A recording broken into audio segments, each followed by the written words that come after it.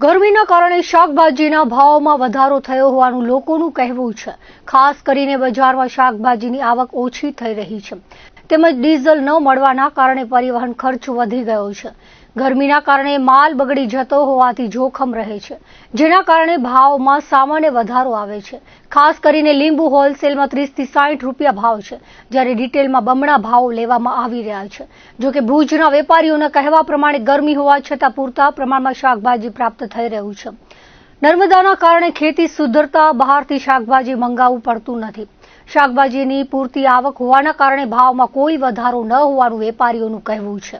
આજે અમે 40 વર્ષ થઈ ગયા અમે શાકભાજીનો વેપાર કરી। આમ તો અમારી ત્રીજી પેઢીનો શાકભાજીનો વ્યવસાય છે।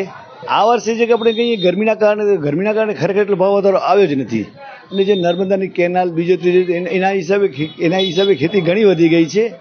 અત્યારે નોર્મલ રેન્જ કહીને જે 40 ડિગ્રી ગરમી હોતા તે છતાં પણ આટલું બધું શાક પ્રાપ્ત થાય છે, ઘણી મોટી વાત કહેવાય। એક થોડોક લીંબુમાં ભાવ વધારો આવ્યો હતો, તો લીંબુમાં પાછો અત્યારે થોડી નોર્મલ બજાર આવી ગઈ છે।